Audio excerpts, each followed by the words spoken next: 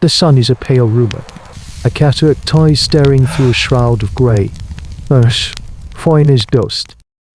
Coats everything. It muffles sound, turning the vibrant symphony of the Pleistocene into a deadened hum. It clings to the coarse hair on their bodies, works its way into their mouths. At last, A constant, gritty taste of the world's ending, for weeks. The sky has rained grit, and now, a suffocating silence has fallen. This is a new kind of prehistoric life, a chapter of human evolution written in shades of grey. The old man, his face a roadmap of scars and seasons, stands on a promontory, his deep-set eyes scanning the valley that was once their larder. The great herds are gone, the birds have fallen from the sky. The river below, once steaming, is a sluggish artery of sludge. He turns, his gaze sweeping over the clan. They are a small band, a flickering ember of hominid history. 12 of them. The children, their bellies swollen not with food but with emptiness, huddle against their mothers, their whimpers too weak to carry on the thin, cold air. The hunters sit listlessly, their heavy-browed faces hollowed by hunger. Their spears, fire-hardened and familiar, lean uselessly against the rock. There is nothing to hunt. The life million years ago they knew has vanished beneath the endless grey. He sees her then, the young forager, standing apart. She is gaunt, all sharp angles and desperate eyes. But those eyes are not dull. They are scanning the dead landscape, not for what was, but for what might be. The old man makes a series of short, guttural sounds, a command born of necessity. It is time. To stay is to be buried by this quiet, grey death. They must move. There is no debate, only a weary, collective understanding. This is a hard choice. Abandoning the territory that has sustained their ancestors, the familiar caves, the water sources, the very spirit of their people. But the spirits are silent now. The world of these ancient humans is being unmade. They move as one, a shuffling line of ghosts in a monochrome world. The children are carried, a precious, fragile burden. Every step is a calculation of energy spent versus the hope of sustenance. They follow the dead river, its banks lined with the skeletal remains of trees. Their branches like desperate fingers clawing at a sky that offers no relief. This is the crushing reality of the volcanic winter. A season with no discernible end.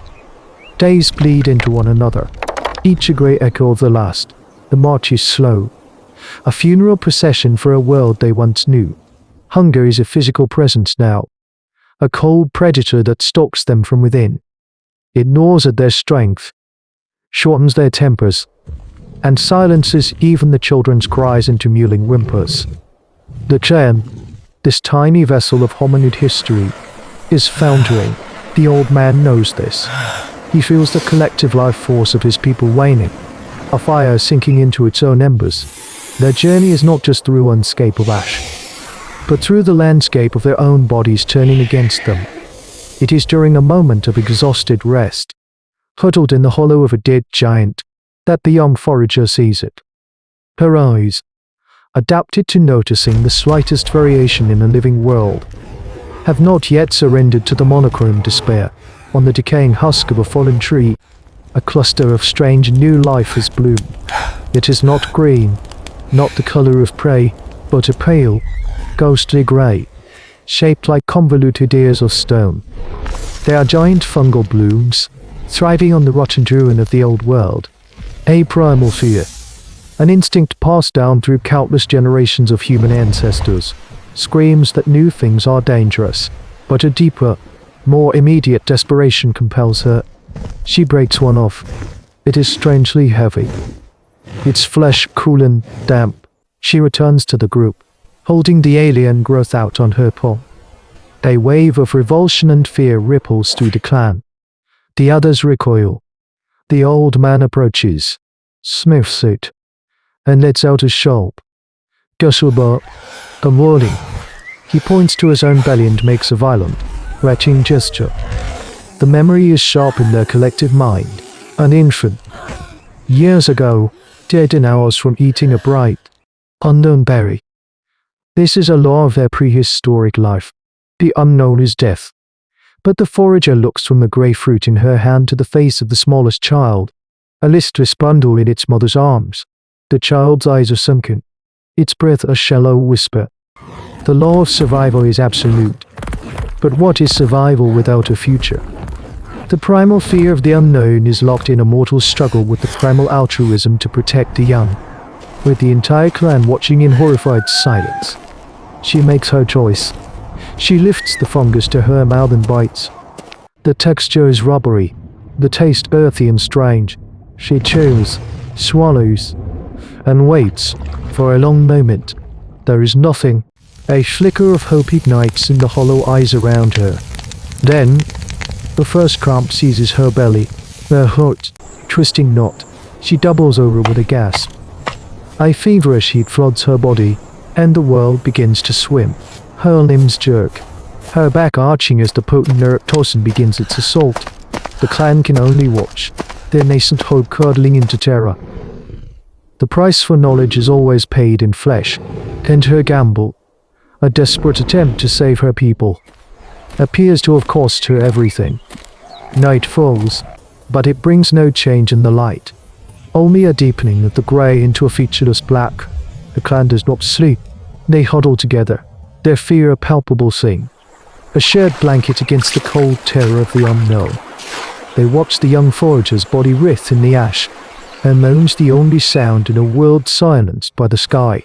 This is a vigil not of hope, but of witness.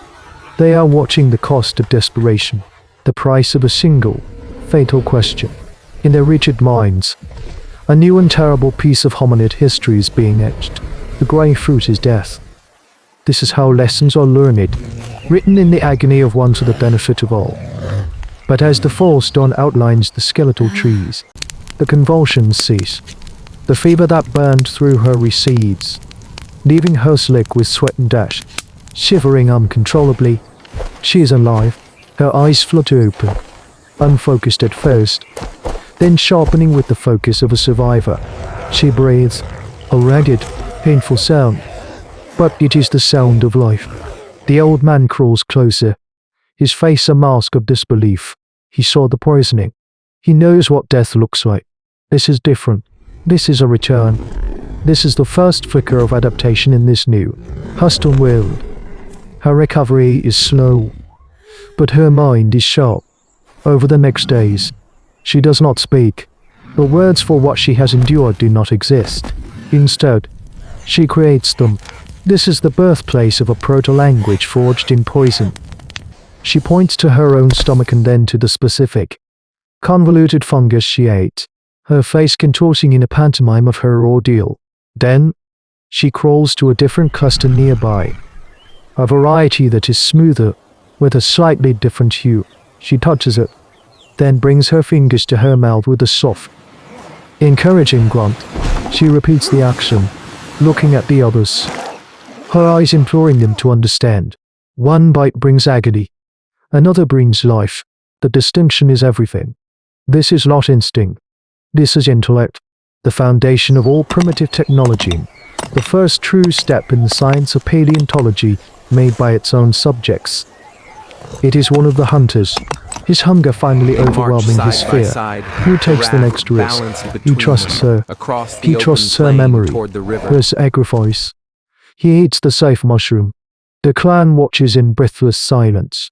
An hour passes. He does not sicken. He does not die. A low murmur ripples through the group, a sound of awe, of relief so profound it is almost painful. They have found a key. Their world, choked with ash and death, has yielded a secret. They now have a fragile lifeline, a source of nourishment harvested directly from the apocalypse. The Homo erectus clan, once masters of the hunt, now become methodical foragers of the grey silence, their survival skills evolving before the world's dying eye.